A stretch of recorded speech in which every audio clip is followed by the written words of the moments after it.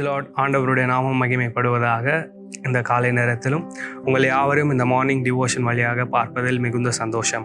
நம்ம இந்த மாதம் 121 சங்கீதத்தை 2 வசனமாக தியானித்து வருகிறோம்.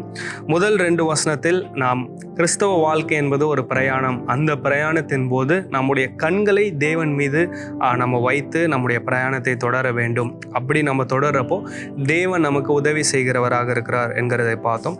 3வது மற்றும் 4வது வசனத்தில் உதவியோடு ஒரு வாக்குத்தத்தத்தையும் தேவன் தருகிறார். என்ன வாக்குத்தத்தம்? தேவன் நமக்கு பாதுகாப்பை அருளுகிறவராக இருக்கிறார் என்பதை பார்த்தோம்.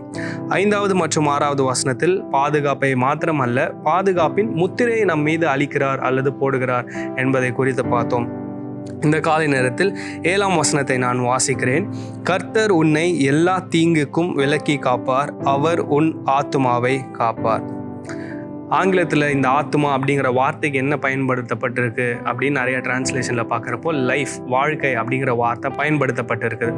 அப்போது தேவன் நம்முடைய வாழ்க்கையை எல்லா தீங்கிற்கும் விலக்கி காக்கிற தேவனாக இருக்கிறார். அதாவது இந்த இடத்துல பாருங்க, எல்லா தீங்குக்கும் அப்படின்னு போட்டிருக்கு. ஏதோ ஒரு தீங்குக்கு விலக்கி காப்பார், இல்லை 2 தீங்குக்கு விலக்கி காப்பார் அப்படின்னு ஒரு குறிப்பிட்ட எண்ணை சொல்லாமல் எல்லாம், அந்த எல்லாம்ல எத்தனை ஆயிரங்கள் இருந்தாலும் சரி, லட்சங்கள் இருந்தாலும் சரி, எத்தனை தீங்குகள் இந்த பிரயாணத்தின் போது நம்முடைய வாழ்க்கையில ஏற்பட்டாலும் எல்லா தீங்கிற்கும் நம்மை விலக்கி காக்கிற தேவனாக இருக்கிறார். காப்பார் அப்படிங்கிற வார்த்தை இந்த 7ஆம் வசனத்துல 2 தடவை வருகிறதை பயன்படுத்தப்பட்டிருக்கிறதை நம்மால் பார்க்க முடியும்.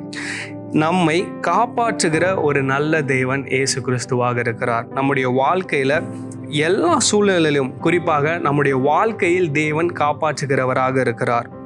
நம்முடைய வாழ்க்கையை அவர் கண்காணித்து கொண்டே இருக்கிறார். நம்முடைய தேவைகள், நமக்கு என்ன தேவை அப்படிங்கிறத அவர் நல்லா என்ன பண்ணி வச்சிருக்காரு அப்படின்னா தெரிந்து வைத்திருக்கிறார். அதுக்கப்புறம் எல்லா இக்கட்டான சூழ்நிலை, எப்படிப்பட்ட சூழ்நிலைக்குள்ளாக நீங்களும் நானும் கடந்து சென்றாலும் சரி, நெருக்கமான பாதையின் வழியாக சென்றாலும் சரி, எப்படிப்பட்ட சூழ்நிலைக்குள்ளாக கடந்து சென்றாலும் பிரயாணத்தின் போது எல்லா தீங்கிற்கும் நம்மை விலக்கி காப்பாற்றுகிற தேவனாக இருக்கிறார். எனவே இந்த காலை நேரத்தில் நீங்களும் நானும் தொடர்ந்து கற்றுக்கொள்ள வேண்டிய விஷயம் என்ன அப்படின்னா, பிரயாணத்தின் போது நம்ம கூட இருந்து நம்மை காப்பாற்றுகிற ஒரு தேவன் நம்மோடு கூட இருக்கிறார். எனவே இந்த பிரயாணத்தின் போது காப்பாற்றுகிற தேவன் என்னோடு உண்டு அப்படின்னு கவலைப்படாமல், வாழ்க்கையை குறித்து கவலைப்படாமல், தேவைகளை குறித்து கவலைப்படாமல், எதிர்காலத்தை குறித்து கவலைப்படாமல், வேற எதெல்லாம் உங்களுக்கு பயமா இருக்கு, சரியா, இந்த காரியத்தை எல்லாமே வைத்து நீங்க சிந்தித்து பாருங்க. எதை குறித்தும் பயப்படாமல், தேவன் என்னோடு கூட இருக்கிறார், கவலைப்படாமல் என்னை காப்பாற்றுகிறவர் என்னோடு கூட இருக்கிறார் அப்படிங்கிற ஒரு விசுவாசத்தோடு முன்னேறி செல்வோம். நம்மை காப்பாற்றுகிற தேவன் நம்மை நடத்த போதுமானவராக இருக்கிறார். God bless you.